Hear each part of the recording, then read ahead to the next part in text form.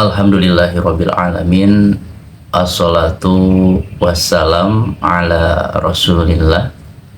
Alhamdulillah, segala puja dan puji hanyalah milik Allah. Shalawat serta salam semoga senantiasa tercurah limpahkan kepada panutan kita Nabi Muhammad sallallahu alaihi wasallam. Sahabat jiwa, berbicara masalah kecintaan kepada Rasulullah Shallallahu Alaihi Wasallam, maka tentu hal ini mirip dengan sebuah fenomena tentang membangun cinta. Karena disinilah pentingnya kita untuk menyirami taman hati kita agar kecintaan ini, kecintaan kepada Allah dan Rasulnya, bukan hanya sebatas hiasan di mulut belaka, tetapi kita perlu mempertanyakan lebih dalam tentang benarkah, sudahkah kita mencintai Allah dan Rasul-Nya. Itu yang menjadi hal yang pertama dan utama dalam kehidupan kita. Karena ketika kita memahami Al-Quran, kita memahami hadis Rasulullah Shallallahu Alaihi Wasallam, tanpa kita masuk ke dalam lembaran-lembaran secara detail kehidupan Rasulullah, maka itu akan terasa kurang sempurna. Kenapa? Karena Al-Quran ini bisa dianalogikan seperti sebuah peta yang besar yang hanya memberikan sebuah petunjuk utama arah kehidupan. Dalam Al-Quran itu ada sebuah prinsip kehidupan, mana yang benar dan mana yang salah. Dalam Al-Quran juga ada sebuah nilai dalam kehidupan kita, sesuatu yang mendorong dalam kehidupan kita. Apakah kita menjalani kehidupan ini hanya sebatas untuk masalah perut saja? Apakah kehidupan yang kita jalani hanya sebatas untuk mengumpulkan uang, jalan-jalan, healing, dan terus sistemnya seperti itu? Ataukah kehidupan kita ini ada sebuah nilai yang luhur, yaitu adalah untuk beribadah kepada Allah Subhanahu wa Ta'ala. Dan juga dalam Al-Quran ada sebuah arah tujuan yang besar. Makanya ketika kita menjadi seorang muslim tetapi perhatian kita terhadap akhirat itu sedikit atau bahkan lupa, karena kita terlalu sibuk dengan pekerjaan, sibuk dengan kemacetan, sibuk dengan permasalahan hidup dan lain sebagainya, sehingga kita lupa bahwa ternyata kehidupan yang sebenarnya, yang seharusnya kita perjuangkan, yang seharusnya perhatian kita itu tertuju kepadanya, yaitu kehidupan akhirat, kita lupakan. Nah, maka Al-Quran ini menjadi sebuah panduan agar manusia bisa menyikapi kehidupannya itu dengan benar, sesuai dengan apa yang sudah Allah tunjukkan, apa yang sudah Allah jelaskan di dalam Al-Quran.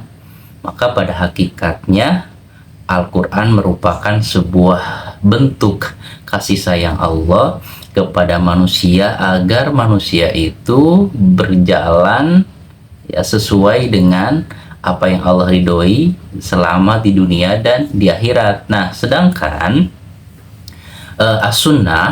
Sunnah itu penjelasan secara rinci nilai-nilai atau perintah-perintah yang utama di dalam Al-Quran. Contohnya adalah manusia itu harus senantiasa menjaga fitrahnya, menjaga kesuburan imannya itu adalah dengan melaksanakan perintah-perintah Allah dan menjauhi larangannya. Di dalam Al-Quran, manusia diperintahkan untuk sholat.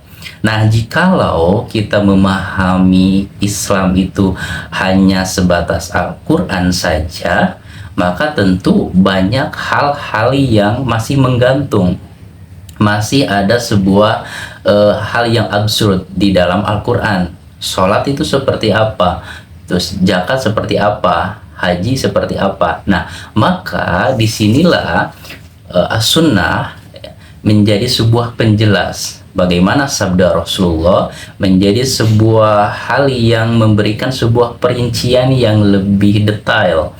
Bagaimana ternyata ya perintah sholat itu Rasulullah contohkan dengan kaifiyat sholat ya dari awal sampai akhir. Nah, itu berkaitan dengan sunnah, dengan sabda Rasulullah yang menjadi penjelas secara detail ya Al-Quran itu sendiri. Nah, berkaitan dengan sirah nabawiyah, maka ini menjadi sebuah titik temu antara sebuah konsep langit ya, Al-Quran ya dan As-Sunnah itu ada dalam sebuah titik temu dalam dinamika kehidupan real seorang manusia.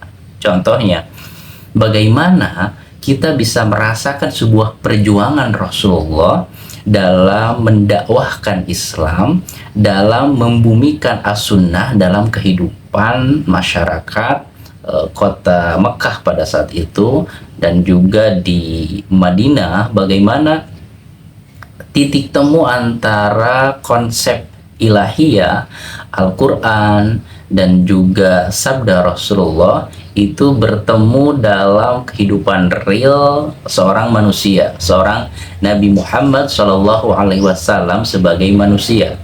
Ada dalam sebuah dinamika kesedihan, sebagaimana yang kita rasakan, ada dalam fase kebahagiaan, ada dalam sebuah fase perjuangan, penderitaan, bagaimana ketika Rasulullah diblokade ya, makanan tidak diberikan secara luas kepada kaum muslimin, diblokade oleh kafir Quraisy, dan juga perjuangan Rasulullah yang begitu luar biasa, bagaimana ketika Rasulullah ditolak di negeri Thaif ya dan lain sebagainya, sehingga di sanalah kita bisa memahami keislaman itu dalam konteks kehidupan yang real, perjuangan Rasulullah dalam hijrah dan lain sebagainya.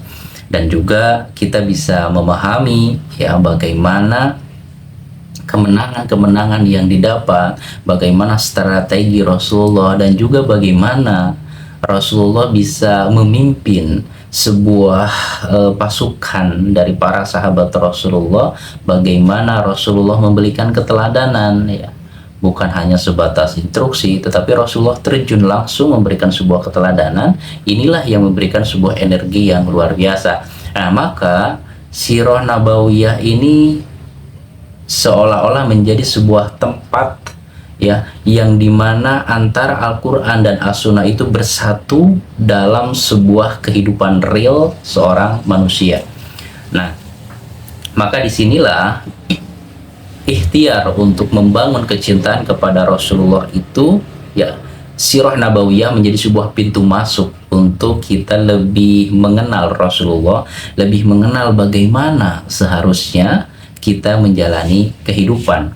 Nah, kita lanjutkan berkaitan dengan hikmah yang kita bisa gali dari riwayat kehidupan Rasulullah Shallallahu Alaihi Wasallam ya, sebagaimana sebuah ungkapan bahwa tak kenal ya maka ta'aruf ya. Kita lebih mengenal Rasulullah, lebih mengenal perjuangan-perjuangan beliau dalam menyebarkan Islam. Nah, kita mencoba masuk dalam salah satu episode kehidupan Rasulullah ketika Rasulullah mendapatkan wahyu dari Allah Subhanahu wa Ta'ala. Bagaimana pada saat itu kota Mekah hidup dalam sebuah kejahiliahan, dalam sebuah budaya yang sangat jauh sekali dari nilai-nilai kemanusiaan. Bagaimana masyarakat kota Mekah pada saat itu memiliki sebuah mindset atau pola pikir yang sangat naif. Bagaimana mereka memiliki sebuah pemikiran yang mengikuti nenek moyangnya, taklid buta. Mereka ketika Allah berikan anak perempuan, mayoritas mereka merasa malu. Kenapa? Karena anak perempuan ya tidak bisa menjadi ikut berperang, terbatas ruang geraknya karena konteksnya pada saat itu ya masyarakat Arab hidup dalam suku-suku yang berbeda, yang sering terjadi pergesekan atau bahkan peperangan, ya pertumpahan darah. Maka kalau anak perempuan itu wah sepertinya sangat terbatas ruang geraknya, dan itu dianggap sebagai sebuah kehinaan yang pada akhirnya tidak sedikit ya orang-orang kafir Quraisy ya yang mengubur anaknya hidup-hidup, anak perempuannya hidup-hidup karena merasa malu, beban psikologisnya itu berat di hadapan masyarakat Quraisy. Itu salah satu mindset, salah satu budaya yang kategorinya itu jahiliyah. Kenapa? Karena di sana ada sebuah diskriminasi terhadap kaum perempuan. Nah, itu yang pertama. Nah, dan ditambah dengan ibadah-ibadah yang menurut fitrah manusia, menurut logika manusia itu, bagaimana seorang manusia itu dia membangun patung lalu dia sembah dan dengan ritual-ritual yang lainnya. Maka di sana ada sebuah gejolak jiwa dari diri Muhammad Shallallahu Alaihi Wasallam pada saat itu sebelum mendapatkan wahyu dari Allah Subhanahu wa Ta'ala. Banyak sebuah fenomena atau peristiwa-peristiwa, kebiasaan-kebiasaan yang di luar nalar, yang di luar logika kebenaran. Bagaimana contohnya Umar bin Khattab radhiyallahu anhu ketika masa jahiliyah, ya beliau melakukan sebuah perjalanan, ya dia membawa bekal makanan yang terus dia tuh ingin ibadah gitu, ingin mencari keberkahan dari istilahnya itu tuh yang dipertuhankannya itu. Dia membuat makanan dari patung, membuat patung kebalik, membuat patung dari makanan. Terus perjalanan sampai di suatu tempat, lapar, dimakan lagi, terus pengen ibadah lagi, disembah lagi, dan lain sebagainya sampai makanannya habis. Nah, itu salah satu kejumudan berpikir ya dari sosok Umar bin Khattab. Padahal ketika Umar bin Khattab masuk Islam, bagaimana Umar bin Khattab ini menjadi salah satu sahabat yang analisa akalnya itu begitu tajam sehingga melahirkan banyak sekali perundang-undangan, peraturan di zaman pemerintahannya sebagai khalifah. Nah, inilah salah satu potongan-potongan dari keanehan-keanehan, dari budaya kebodohan yang merebak pada saat itu ya, sehingga menjadikan Nabi Muhammad itu ingin berkontemplasi, ingin merenung, ingin bertafakur bagaimana kehidupan yang ada di masyarakat jahiliyah ini seolah-olah menjadi sebuah kebiasaan yang tidak bisa diterima oleh akal sehat. Maka Rasulullah ya, berdiam diri di Gua Hira, dan dalam kurun waktu yang cukup lama ketika Rasulullah habis bekalnya, beliau pun pulang kepada istri tercinta Khadijah radhiyallahu anha. Dan pada suatu momen maka turunlah malaikat Jibril yang memberikan wahyu kepada Rasulullah dengan sebuah istilahnya itu diceritakan dalam sebuah riwayat bagaimana Rasulullah dipeluk dengan erat, dipeluk dengan kuat badannya itu, sehingga Rasulullah mengalami sebuah sesak napas. Kenapa? Karena dipeluk dengan sangat kuat sekali dan diperintahkan untuk membaca Iqra ya, sampai 3 kali berulang. Maka malaikat Jibril memberikan sebuah wahyu pertama, yaitu surat Al-Alaq. A'udzubillahi minasyaitonirrajim. Bismillahirrahmanirrahim. Iqra bismi rabbikal ladzi khalaq, khalaqal insana min 'alaq. Iqra wa rabbukal akram, alladzi 'allama bil qalam, 'allamal insana ma lam ya'lam. Maka kita bisa bayangkan ketika Rasulullah sedang berkhalwat di Gua Hira, menyendiri di Gua Hira, merenungi dan mencari secercah petunjuk kebenaran dalam kehidupan ini, ya, di mana dinamika bagaimana kehidupan masyarakat jahiliyah pada saat itu sangat jauh sekali dari moral yang luhur. Nah, Rasulullah Shallallahu Alaihi Wasallam pasti terkaget-kaget, ya, bagaimana pada saat itu Jibril alaihissalam, ya, turun kepada Rasulullah, dan pasti Rasulullah mengalami sebuah kondisi psikologis yang kaget dan berat, sehingga Rasulullah pulang ke rumahnya dalam kondisi yang menggigil, ya, gambaran dari sebuah beban ketika mendapatkan wahyu itu tidak seperti kondisi biasa. Akhirnya Rasulullah pun, ya, meminta kepada Khadijah untuk menyelimutinya. Zamiluni, zamiluni, selimutilah aku, selimutilah aku. Nah, inilah salah satu pelajaran bagaimana ternyata dakwah itu menjadi sebuah napas kehidupan, yang dimana ketika manusia menghilangkan unsur yang paling penting dalam kehidupannya, maka manusia akan hidup dalam kejahiliahan, hidup dalam kegelapan, jauh dari petunjuk kebenaran.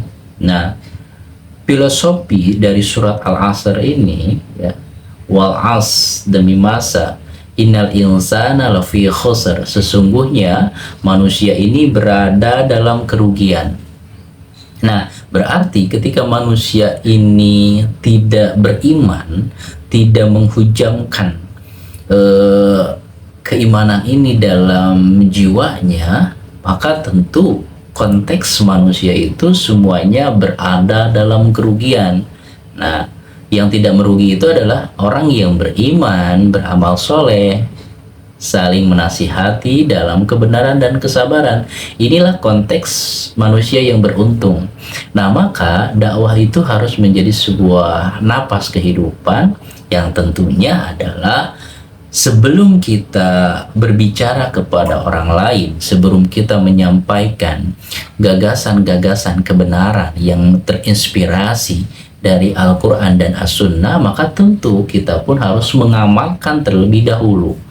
Jadi kita menyadarkan diri kita terlebih dahulu, mengamalkan apa yang kita ingin sampaikan, maka di sanalah ada sebuah simponi kehidupan yang indah yang ada dalam keridhaan dan rahmat Allah Subhanahu wa Ta'ala. Kenapa?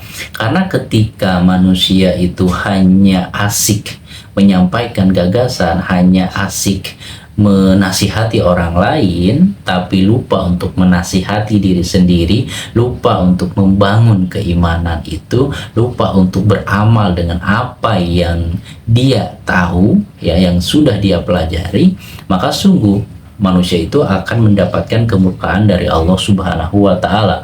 Kabura maqtan indallahi an taqulu ma la taf'alun, ya, kemurkaan yang sangat besar sekali, ya, kemurkaan Allah bagi mereka yang pandai berkata-kata, mereka yang menyampaikan, menyuruh orang untuk berbuat kebaikan, ya, tetapi dia tidak melakukan apa yang dia katakan.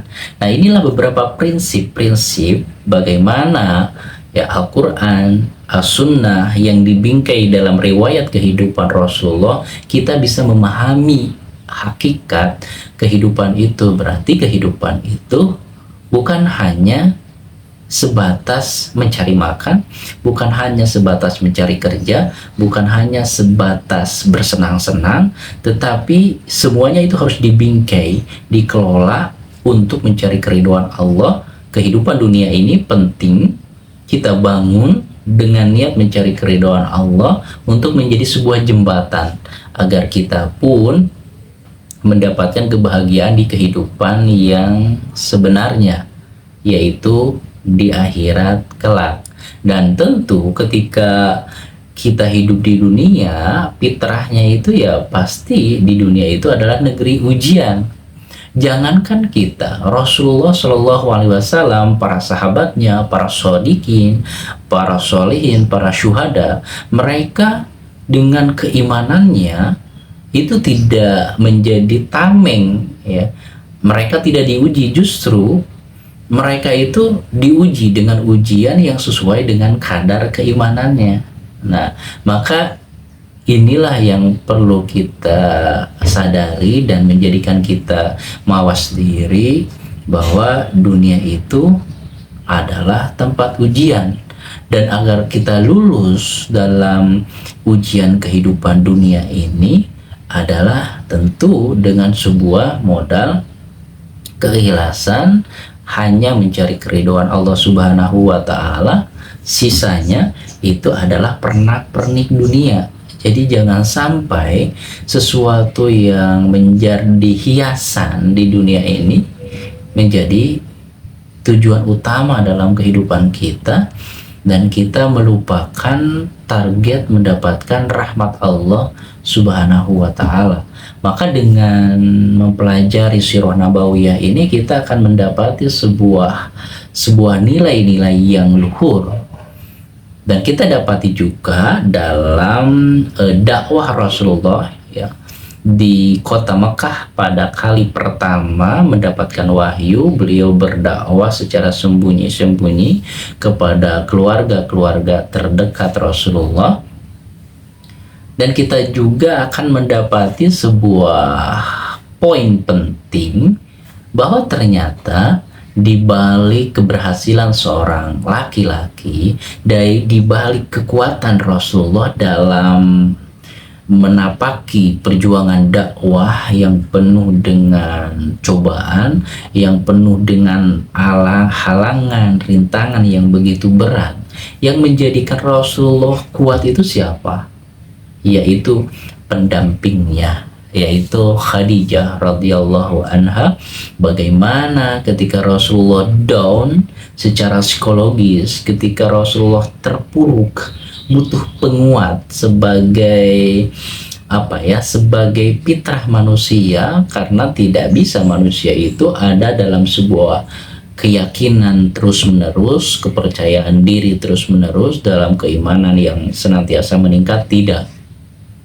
Keimanan itu fluktuatif, yazidu wa yankus, bertambah kekuatan imannya ataupun berkurang, terpuruk secara mental, dan butuh orang yang mendengarkan, butuh sosok yang mensupport dirinya dalam melangkah, dalam berjuang, dan lain sebagainya. Maka di sanalah sosok perempuan itu hadir, ada, dan memberikan sebuah impact dan pengaruh yang luar biasa dalam kehidupan Rasulullah. Dalam konteks kita, maka ini sangat real ya, bagaimana keberhasilan seorang laki-laki itu dalam berbagai konteks kehidupan.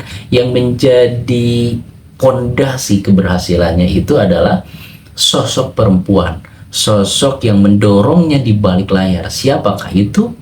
Istrinya dan ibunya. Inilah yang menjadi sebuah pondasi. Maka ketika seorang laki-laki hubungannya rusak dengan istrinya, apakah dalam kehidupan nyata dia akan mendapatkan keberhasilan, mendapatkan ketenangan, mendapatkan kedamaian?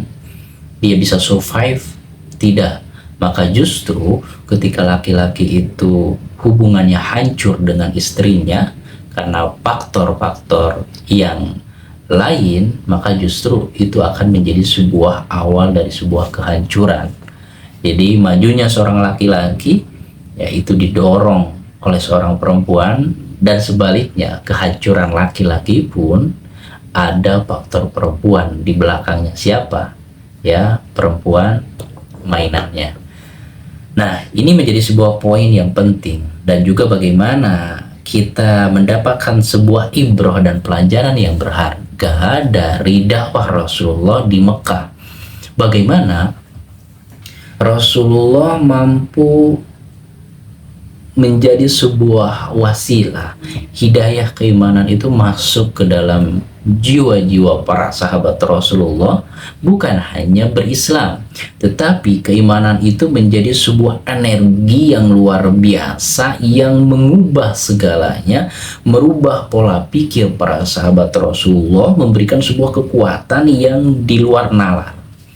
Maka di sini kita mendapati juga ungkapan-ungkapan kafir Quraisy pada saat itu bahwa orang-orang yang bodoh, hakikatnya orang-orang yang bodoh itu adalah bukan orang-orang kafir Quraisy, tapi hakikat orang yang bodoh itu adalah orang-orang yang beriman kepada Rasulullah. Kenapa? Alasannya adalah karena mereka meninggalkan kepercayaan nenek moyangnya, ya, beriman kepada Rasulullah dengan meninggalkan kenyamanan, dengan meninggalkan status zona nyaman pada saat-saat sebelum mereka masuk Islam. Nah, kita mendapati bagaimana Bilal bin Rabah, ya, radhiyallahu anhu, beliau menjadi salah satu ikon dari perjuangan dakwah Rasulullah, menjadi sebuah simbol dari kekuatan iman yang sudah merubah dirinya, yang sudah memberikan sebuah kekuatan yang luar biasa. Bayangkan bagaimana Bilal bin Rabah itu disiksa luar biasa di padang pasir yang begitu panas. Jangankan di padang pasir, ya, kita ketika keluar rumah, ya, di tengah hari, ya, apalagi di kota-kota yang sangat panas gitu kan, kita seolah-olah kepala kita itu otaknya meletup-letup gitu, panas gitu, mendidih, ya, kepala kita itu saking panasnya. Nah, ini bagaimana konteksnya dengan Bilal bin Rabah yang disiksa di padang pasir yang begitu panas, ditindih badannya dengan batu yang besar, dan terus-menerus mendapatkan sebuah siksaan sampai Bilal bin Rabah itu mau keluar dari kepercayaannya, keyakinannya terhadap Islam. Tetapi apa yang dikatakan oleh Bilal bin Rabah ketika mendapati sebuah siksaan yang sangat luar biasa, sebuah ungkapan yang fenomenal yang keluar dari lisan yang bertauhid kepada Allah, dari lisan yang memiliki keimanan yang begitu luar biasa. Beliau hanya mengucapkan ahad, ahad, ahad, Allah yang Maha Esa, Allah yang Maha Esa. Inilah sebuah gambaran bagaimana keimanan itu mampu memberikan kekuatan yang luar biasa loh kepada diri-diri mereka yang jujur dalam keimanannya. Banyak sekali potongan-potongan sejarah yang menggambarkan kualitas keimanan seseorang itu sangat berpengaruh besar sekali terhadap rasa takut musuh-musuh Islam. Contohnya adalah Syekh Yasin. Syekh Yasin pada masanya itu, masa ketika beliau berjuang melawan penjajahan Yahudi di negeri Palestina, Syekh Yasin itu beliau tidak memiliki fisik yang sempurna pada saat itu. Bahkan Syekh Yasin itu hanya duduk di kursi roda dengan keterbatasan seorang yang sudah menua. Tetapi yang hebatnya dan yang luar biasanya, Syekh Yasin itu ditakuti oleh Yahudi, ditakuti oleh Amerika. Bayangkan seorang orang tua yang sudah renta, yang sudah tidak bisa berjalan, yang hanya duduk di kursi roda, tapi ditakuti oleh negara adidaya Amerika. Yahudi sangat takut kepada beliau. Nah, kita urai kenapa negara sebesar Amerika pada saat itu merasa takut yang luar biasa. Nah, kuncinya adalah ternyata Syekh Yasin ini senantiasa memberikan sebuah nasihat-nasihat perjuangan kepada para mujahid di Palestina, sehingga ucapan nasihatnya itu menggetarkan jiwa para generasi muda, memberikan sebuah inspirasi perjuangan, seolah-olah baterai jiwanya itu yang sudah mau habis tuh ketika mendengarkan nasihat dari Syekh Yasin yang keluar dari keimanan yang sangat kuat dan luar biasa, sehingga itu memberikan sebuah energi, baterai jiwanya itu menjadi full gitu, menjadi tidak ada yang terbersit dalam pikiran, dalam hatinya, kecuali untuk berjihad, hidup mulia, atau mati syahid. Nah, nasihat-nasihat inilah yang menggetarkan dan memberikan seolah-olah memobilisasi, bukan seolah-olah, memang nasihat-nasihatnya ini memobilisasi para mujahid, ya, pejuang Palestina pada saat itu untuk melawan penjajahan Yahudi. Nah, ini gambaran bagaimana ternyata keimanan yang jujur itu mampu menggetarkan dan menggerakkan orang-orang yang mendengarkan nasihatnya. Nah, dalam konteks kehidupan kita, pasti kita pernah mendengar sebuah nasihat, ya, nasihat yang sama-sama sih, substansi nasihatnya itu sama-sama. Tapi ketika nasihat itu hanya sebatas di bibir, dalam artian dia pandai berkata-kata tetapi tidak pandai mengamalkan apa yang dia tahu, kita akan mendengarnya datar aja, kering. Tetapi ketika nasihat kebenaran itu lahir dari orang yang jujur dalam keimanannya, yang dia pun mengamalkan apa yang dia tahu, mengamalkan apa yang dia katakan, maka ada sebuah energi yang kuat yang itu mendorong diri kita untuk mengamalkan, yang mendorong jiwa kita itu untuk bergerak, untuk beramal, untuk melakukan perubahan dan lain sebagainya. Walaupun kata-katanya itu biasa saja, walaupun kosakata atau diksi katanya itu ya sederhana saja, tetapi karena lahir dari sosok yang memiliki keimanan yang jujur, memiliki keimanan yang benar-benar selaras antara hati, ucapan, tindakan, maka diksi kata yang sederhana pun dari sebuah nasihat itu mampu menusuk jiwa kita dan menggerakkan, memberikan energi yang luar biasa. Nah, itu salah satu poin kenapa kita mempelajari riwayat kehidupan Rasulullah. Jadi Al-Quran dan As-Sunnah itu semakin hidup dalam bingkai riwayat kehidupan Rasulullah dalam Sirah Nabawiyah. Kenapa? Karena tadi ya energi-energi langit atau sebuah petunjuk dari Al-Quran dan As-Sunnah itu dibingkai dalam kehidupan real seorang manusia, yaitu Nabi Muhammad SAW, yang ada dalam sebuah dinamika emosi, kesedihan, kebahagiaan, perjuangan, penderitaan, kemenangan, sukacita, dan lain sebagainya. Sehingga petunjuk Al-Quran dan As-Sunnah itu benar-benar membumi dalam sebuah riwayat kehidupan Rasulullah Shallallahu Alaihi Wasallam. Dan terakhir, kita akan mendapati bagaimana ya sebuah mutiara berharga kita bisa petik dari salah satu episode kehidupan Rasulullah ketika selesai atau hijrah dari Mekah ke Madinah. Nah, di Madinah itu unik. Kita akan mendapati bagaimana Islam itu bukanlah agama yang eksklusif. Bahkan Islam itu menjadi agama yang menjadi solusi bagi agama-agama yang lain di kota Madinah. Jadi benar bahwa dalam Islam itu la ikraha fiddin, tidak ada paksaan dalam agama. Nah, dalam mempelajari Sirah Nabawiyah ini kita akan mendapati bahwa terkadang framing dari orang-orang yang membenci Islam itu agama teroris, Islam itu tidak toleran dan lain sebagainya, itu bullshit semua. Kenapa? Mari kita urai.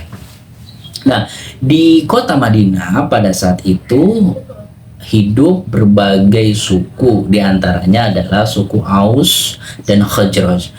Suku Aus dan Khazraj ini ya senantiasa ada dalam sebuah pertikaian, bahkan sebuah pertempuran, peperangan Bu'ats pernah terjadi antara kaum Aus dan Khazraj. Jadi menyisakan sebuah trauma yang luar biasa dari generasi ke generasi. Dendamnya itu semakin berlapis karena terjadi bukan dalam kurun waktu seminggu dua minggu, tetapi dalam kurun waktu berpuluh-puluh tahun dari generasi ke generasi. Nah, plot twistnya adalah ternyata pertikaian mereka berpuluh-puluh tahun dari generasi ke generasi ini adalah by design. Ada pembuatnya, ada makernya itu. Siapa? Yaitu kaum Yahudi. Kaum Yahudi lah pada saat itu yang menjadi yang melemparkan bahan bakar ya untuk meramaikan kembali, untuk memperuncing ya permusuhan, perseteruan antara kaum Aus dan Khazraj pada saat itu. Nah, ini salah satu poin penting bagaimana Yahudi pada saat itu. Salah satu metodenya itu untuk menjaga eksistensinya di kota Madinah yaitu dengan senantiasa ya melemparkan sebuah politik adu domba sehingga pertikaian itu terus terjadi. Siapa yang diuntungkan? Yang diuntungkan itu yang nggak ikut konflik siapa? Yaitu kaum Yahudi. Dan kaum Yahudi di kota Madinah itu ada beberapa suku, yaitu suku Quraiboh, terus Koinuko, dan juga Bani Nadir. Itu salah satu kelompok-kelompok Yahudi yang hidup pada saat itu. Dan di Madinah pada saat itu belum ada sebuah legalitas pemerintahan yang menyatukan. Jadi mereka hidupnya mirip ya dengan di kota Mekah ya, mereka hidup bersuku-suku. Nah, di Madinah juga sama, mereka hidup berkelompok, memiliki aturan-aturan tersendiri, bahkan lebih ke ya mirip-mirip dengan aturan-aturan hukum rimba. Ketika kelompok yang paling kuat melakukan sebuah pelanggaran ya, maka hukumnya itu bisa lebih ringan. Bagaimana hukum rimba itu ada dan lahir di kehidupan Madinah pada saat itu. Jadi di Madinah pada saat itu secara poin besarnya itu membutuhkan tokoh yang menyatukan mereka dalam sebuah bingkai aturan yang ada dalam keadilan dan juga menjaga harga diri mereka. Semuanya ada dalam sistem yang saling menguntungkan. Maka di sanalah ketika Rasulullah Shallallahu Alaihi Wasallam menjadi kepala pemerintahan pada saat itu, diadakanlah Piagam Madinah. Piagam Madinah itu salah satu poinnya adalah bagaimana aturan itu dibuat secara adil, bagaimana keamanan kota Madinah itu ada di tangan bersama kaum Aus dan Khazraj yang sudah dipersatukan, Muhajirin, Ansor, dan juga termasuk Yahudi. Nah, disinilah bagaimana Islam menjadi menjadi sistem pertama pertama di dunia yang menyatukan berbagai kelompok dalam satu pemerintahan yang saling menguntungkan. Jadi ini yang menjadi sebuah hujah, menjadi sebuah argumen bahwa Islam itu mengayomi loh. Kalau contohnya Islam itu adalah eksklusif atau intoleran, ya tidak toleransi terhadap agama yang lain, tentu ketika Rasulullah menjadi kepala pemerintahan, menjadi presidennya di Madinah, ya otomatis kelompok-kelompok yang lain itu ya pasti akan dibumi hanguskan gitu. Kalau memang Islam itu intoleran, akan mengusir dan lain sebagainya. Tetapi tidak, semuanya dirangkul, semuanya diayomi, semuanya diberikan kebebasan dalam keimanan. Tetapi ada aturan-aturan bersama yang disepakati ya untuk menjaga kerukunan, kehidupan yang damai dan berkeadilan. Nah, disinilah kita akan mendapatkan sebuah poin yang sungguh luar biasa, bagaimana ternyata Islam itu menjadi rahmatan lil alamin ya. Apalagi konteksnya kalau kita tarik ke masa di mana penaklukan ya, wilayah-wilayah yang dijajah oleh kerajaan Romawi pada saat itu. Jadi wilayah yang ada dalam jajahan Romawi itu mereka ingin sekali agar Islam masuk ke wilayahnya. Kenapa? Karena berbeda. Ketika Romawi menjajah suatu negeri, masuk ke sebuah negeri, mereka akan dieksploitasi kekayaan alamnya. Mereka akan mendapatkan sebuah aturan-aturan yang menyempitkan kehidupannya. Mereka menjadi benar-benar dijajah dan diperbudak. Tetapi ketika Islam datang, bukan mengeksploitasi tetapi menghidupkan keadilan di negeri tersebut, menyuburkan wilayah tersebut sehingga tenang dan damai ada dalam sebuah wilayah Islam. Nah, inilah yang menjadi sebuah pembeda sehingga beberapa wilayah jajahan Romawi itu merindukan sekali agar Islam masuk ke wilayah tersebut. Kenapa? Karena ketika Islam masuk bukan untuk menjajah, tetapi untuk memberikan keadilan, untuk memberikan sebuah kedamaian, ketenangan di wilayah tersebut. Jauh berbeda dengan ketika Romawi masuk dan melakukan sebuah penjajahan dan lain sebagainya.